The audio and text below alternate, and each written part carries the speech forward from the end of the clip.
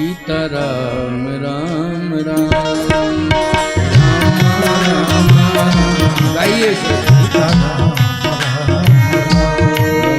हरे राम राम राम सीताराम राम राम सीताराम हरे राम राम राम सीताराम राम राम हरे राम राम राम सीताराम राम राम हरे राम राम राम सीताराम राम राम हरे राम राम राम सीताराम राम राम हरे राम राम राम सीताराम राम राम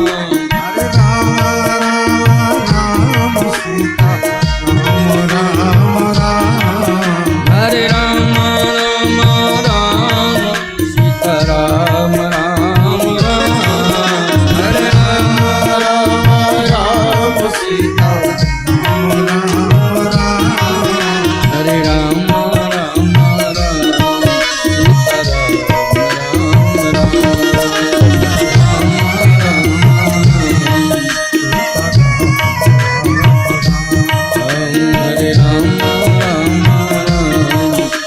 सीताराम राम राम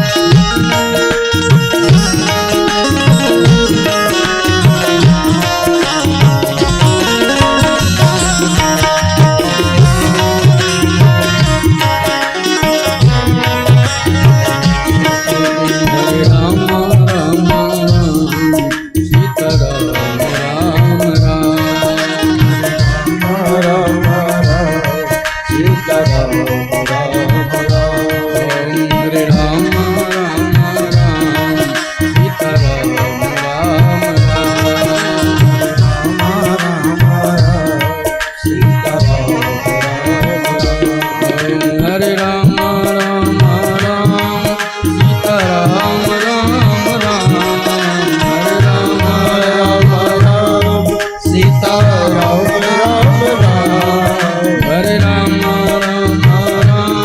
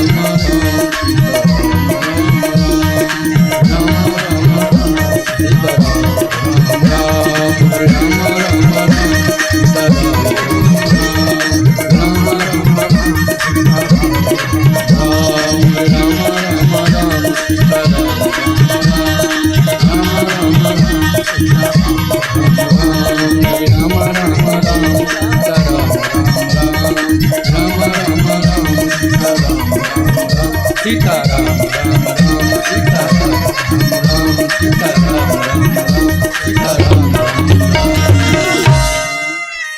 श्री सीताराम नाम भगवान की, श्री यज्ञनारायण भगवान की, श्री कामदगिरि भगवान की, श्री गिरिराज धरणी भगवान की, श्री वृंदावन बिहारी लाल की, श्री अनंत बलवंत हनुमंत लाल की, सद्गुरुदेव भगवान की जय। जय सीताराम, जय जय राधे श्याम। ओम नमः पार्वती पते हर हर महादेव। बोलिए चामुंडा माता की। प्रिय श्रद्धालुजनों, श्रद्धामयी माताओं एवं बहनों, राष्ट्रीय उपवन के फूलते फलते नौनिहाल बालक बालिकाओं, मंचस्थ संत वृंद एवं हमारे साथ सहयोग में सभी संगीतकार बंधु, आज तृतीय दिवस की श्री राम कथा का यह मंगलाचरण भगवत नाम संकीर्तन अब आप सभी भक्त भगवान का दिव्य चरित्र श्रवण करें। श्री राम जन्मोत्सव का दिव्य प्रसंग आज के कथाक्रम में सभी को श्रवण करने को मिलेगा।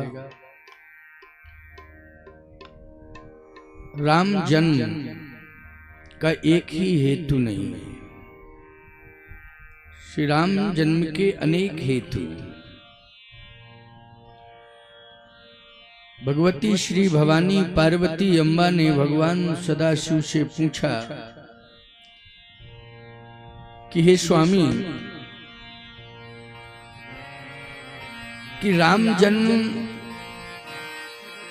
तो राम अयोध्या में आए तभी राम हुए, किसके पहले भी राम थे? भगवान शंकर ने कहा राम अनादि अवधपति सोई, वो तो अनादि है। वेदों में राम का नाम बहुत सुंदर व्याख्यायित है, बड़ी सुंदर चर्चा है वेदों में राम नाम की।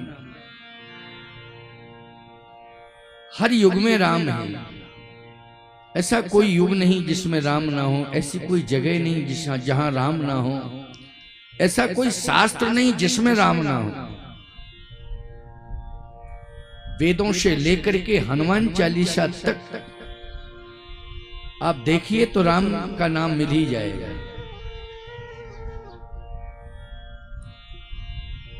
और राम जन्म के एक ही हेतु नहीं है, अनेक हेतु है। एक हेतु नहीं, अनेक हेतु।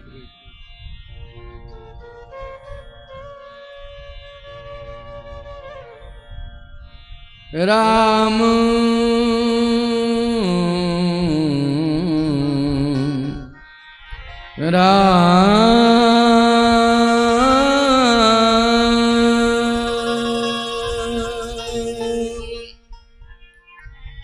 राम जन्म के हेतु अनेका, राम जन्म के हेतु अनेका, राम जन्म के हेतु अनेका, राम जन्म के हेतु अनेका, परम विचित्र एक का, परम विचित्र,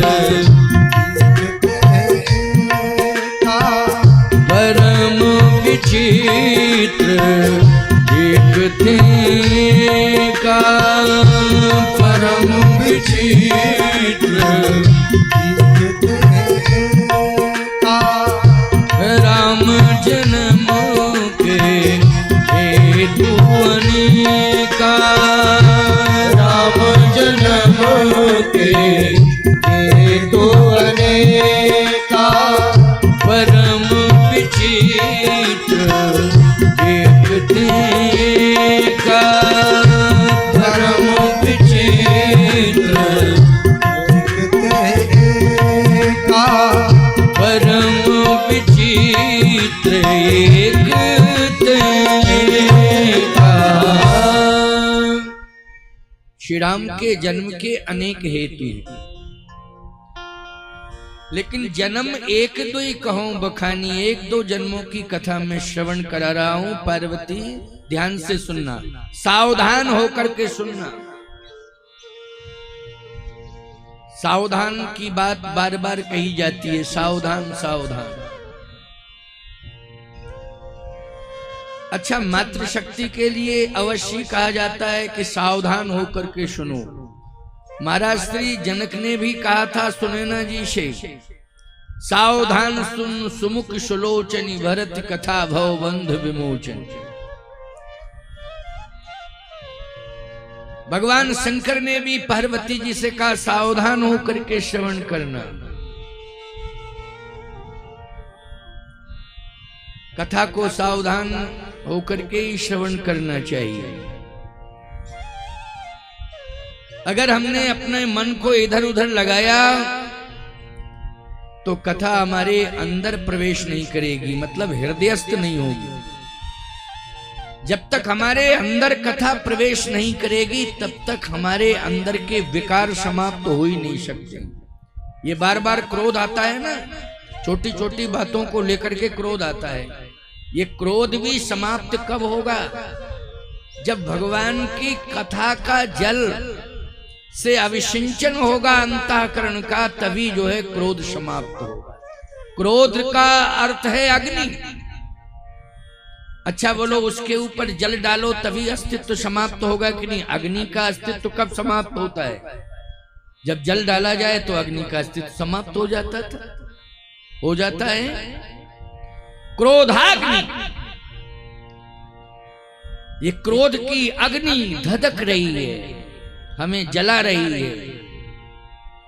इसको समाप्त करने के लिए हमें भगवान श्री राम का दिव्य चरित्रामृत, उससे अभिसिंचन होना चाहिए, उससे अभिसिंचित कराइए आप, तभी क्रोध जो है शांत होगा। आज कथा का एक अमृत आपको पीने के लिए मिल रहा है। उससे अंदर के जितने विकार होंगे सारे के सारे विकार समाप्त हो जाएंगे, काम भी समाप्त होगा। ये काम की प्रबलता व्यक्ति को कलंक से जोड़ रही है, क्रोध की प्रबलता भी कलंक से जोड़ रही है आपको, मोह की प्रबलता भी कलंक से जोड़ रही है आपको, और लोभ की प्रबलता भी कलंक से जोड़ रही है आपको।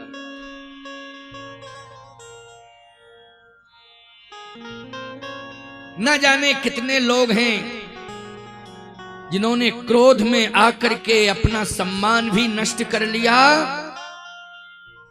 और अपने परिवार को भी नष्ट कर दिया क्रोध में आकर। इसलिए क्रोध पाप कर मूल।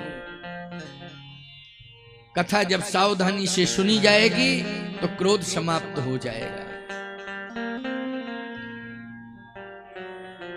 पार्वती जी ने कहा आप तो श्रवण कराइए, मैं तो सावधान होकर के ही सुन रही हूं, आप कृपा करके सुनाइए। भगवान शंकर ने कहा एक कारण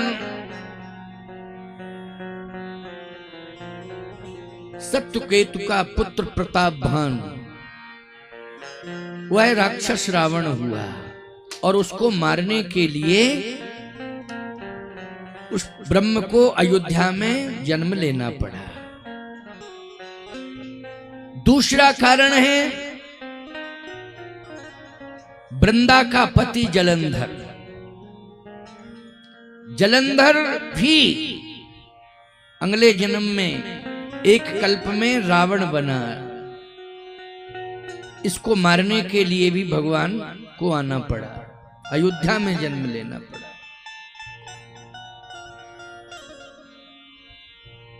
तो वृंदा तो महान सती है, महान पतिव्रता है महाराज। भगवान शंकर ने कहा महान पतिव्रता है। परम सती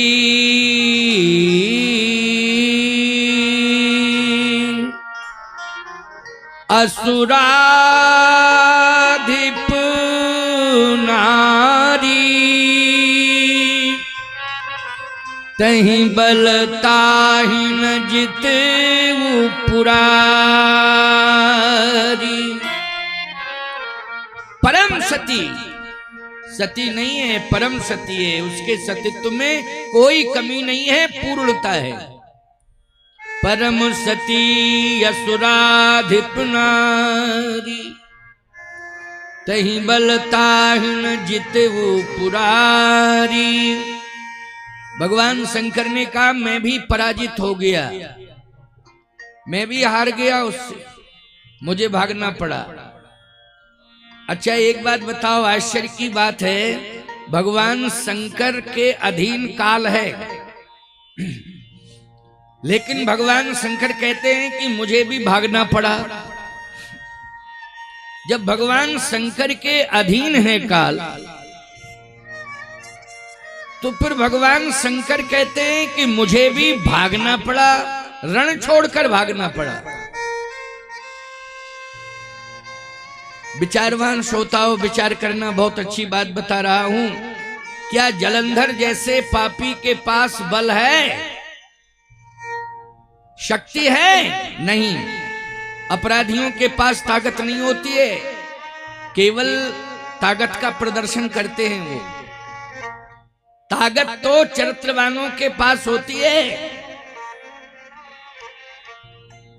ताकत तो उनके पास होती है जो हमेशा अपने जीवन में सत्य और धर्म को स्वीकार करते हैं। ताकत उनके जीवन में होती है। अन्यायियों, अत्याचारियों के जीवन में ताकत नहीं होती है, ये भ्रम है लोगों का। अपराधी निश्चित रूप से अंदर ही अंदर बहुत कमजोर होता है, उसके जीवन में भय ही भय रहता है। लेकिन जिसने अपने जीवन में कभी अपराध नहीं किया है, वो व्यक्ति भय मुक्त होता है, किसी भी प्रकार का उसके जीवन में भय नहीं होता है। लेकिन भगवान शंकर कह रहे हैं कि मुझे तो भागना पड़ा।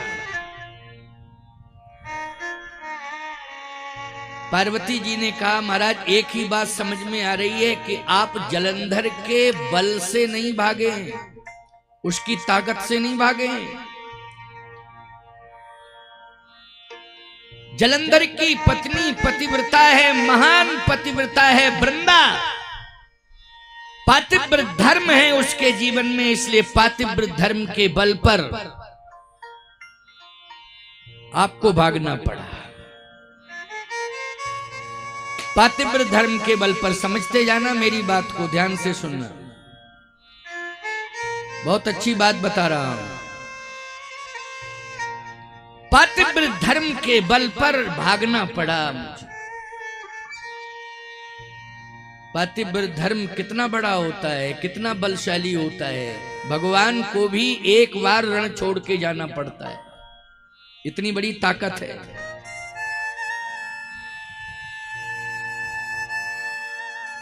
तो भगवान को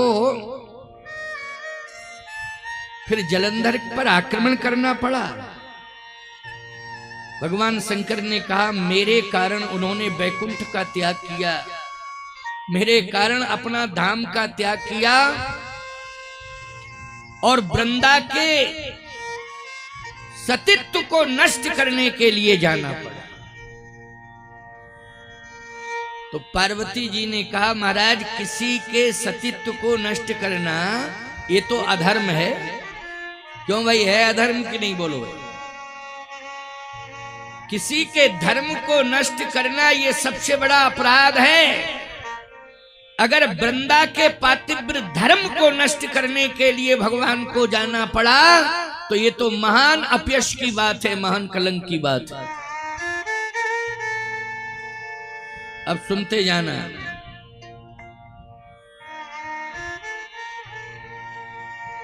भगवान जब जाने लगे बैकुंठ छोड़कर, तो लक्ष्मी जी ने चरण पकड़ लिए। कहा महाराज आप कहां जा रहे हैं?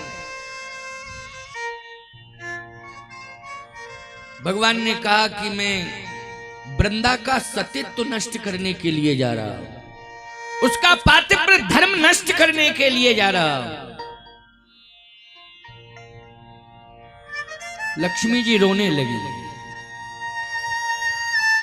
उन्होंने कहा कि हे प्रभु, हे नारायण, हे स्वामी, यदि आप पातिव्र धर्म नष्ट करेंगे तो बदनामी आपको भी मिलेगी और बदनामी मुझे भी मिलेगी। इसलिए मेरी प्रार्थना है कि आप ना जाएं। भगवान ने कहा जाऊंगा तो। कहे बदनामी से नहीं डरते हैं आप? भगवान ने कहा बदनाम कौन करेगा मुझे? कहा बदनाम सबसे ज्यादा संसार के लोग करेंगे कि देखो ये भगवान है, ये भगवान है, जिन्होंने ऐसा काम किया है, सती के सतीत्व को नष्ट किया है, वो भगवान नहीं हो सकता है। तो आपको लोग भगवान नहीं मानेंगे। भगवान ने कहा कि इस मर्म को सहज में नहीं समझाया जा सकता है। जब मैं इस घटना को अंजाम दूंगा तो स्वयं वृंदा अपने मुख से बयान देगी कि मैंने धर्म किया है उसके साथ कि अधर्म किया है। अच्छा एक बात बताओ, कोई स्त्री किसी के प्रति बयान दे, अगर वह सकारात्मक बयान देती है तो ईमानदारी के साथ बताओ वो व्यक्ति अपराधी माना जाएगा क्या? बोलो भाई, वो अपराधी नहीं माना जाएगा, क्योंकि उसने अपना स्वयं स्पष्ट बयान दिया है और उसने सत्य को सत्यापित किया है। इसलिए उसके प्रति जो है किसी भी प्रकार की घृणा नहीं होनी चाहिए, जिसके प्रति जो है सकारात्मक सोच को सत्यापित किया जा रहा है, सत्य को सत्यापित किया जा रहा है।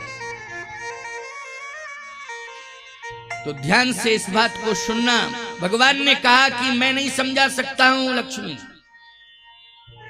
तुम्हें समझाने से कोई फायदा नहीं, क्योंकि वृंदा जब स्वयं मेरे प्रति अपने विचारों को प्रकट करेगी तो समाज के लोग सुनेंगे और उनके कान खुल जाएंगे, और मेरा चरित्र समाज के सामने वृंदा ही स्थापित करेगी कि मेरा क्या कैरेक्टर है, मेरा क्या चरित्र है।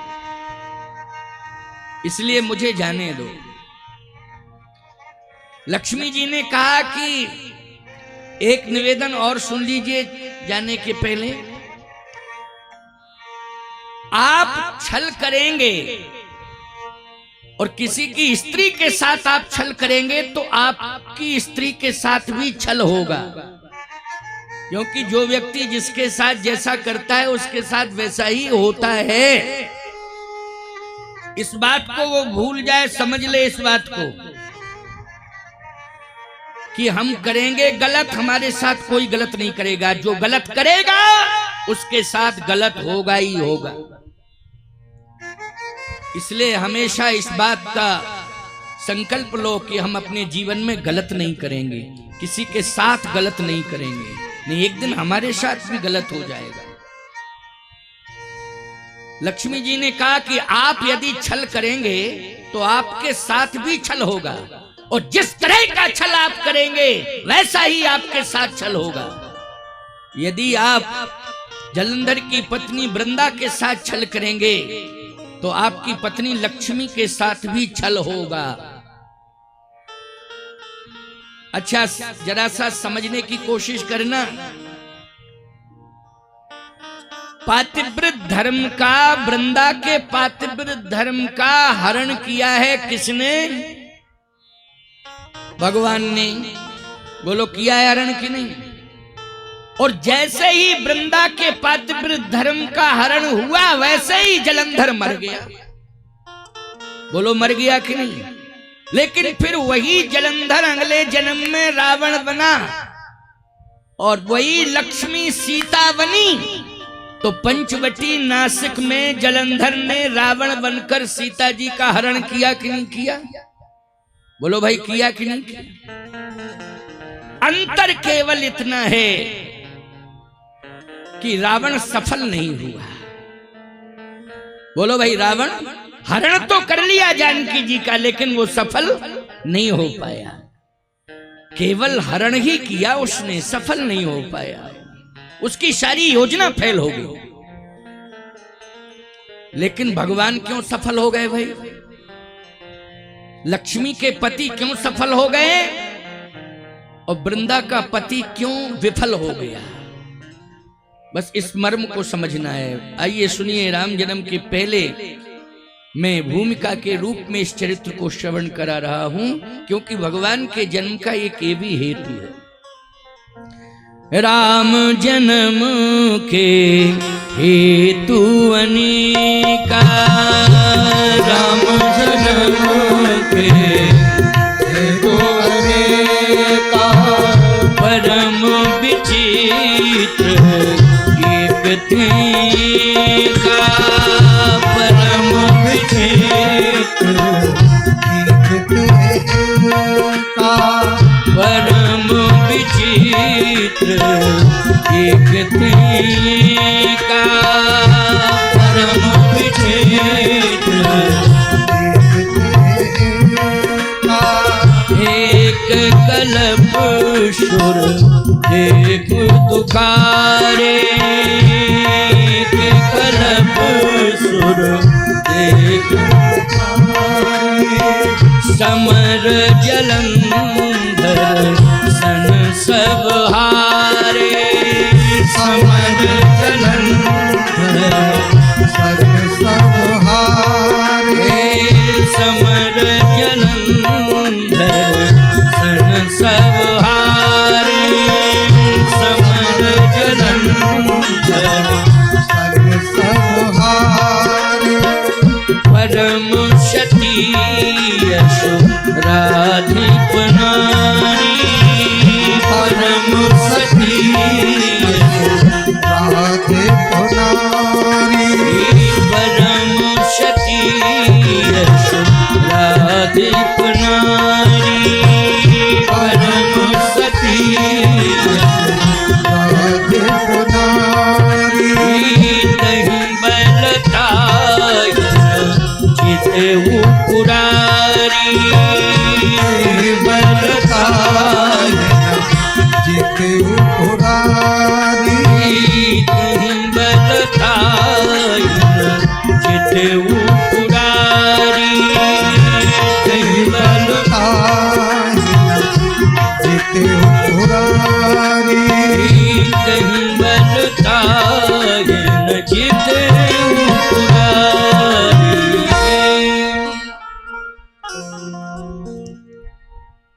भगवान लक्ष्मी जी को समझा रहे हैं, हे लक्ष्मी, हमें देवताओं को सुखी करना है, हमें संतों को सुखी करना है। परित्राणाय साधूनां विनाशाय च दुष्कृतां धर्म संस्थापनार्थाय संभवामि युगे युगे। ये धर्म की पताका संतों के हाथ में पकड़ानी है। आज ये धर्म की पताका फहरा नहीं पा रही है, आज पताका झुकी हुई है। अच्छा बोलो भाई, कोई भी पताका अगर झुक जाती है तो ये अपशगुन माना जाता है कि नहीं माना जाता है? क्या माना जाता है? वो ये अपशगुन है। इसका मतलब है कि भविष्य अंधकार में है, भविष्य संकट में है, क्योंकि पताका झुक गई है। लेकिन नहीं नहीं, पताका को हम झुकने नहीं देंगे। इस पताका को संतों के हाथ में पकड़ाएंगे और संत स्वतंत्र होकर के धर्म की पताका को फहराएंगे और फहराते रहेंगे। इसलिए आज मैं जाऊंगा, ये जलंधर के कारण आज धर्म की पताका झुकी हुई है। जलंधर के कारण धर्म की पताका झुकी हुई है।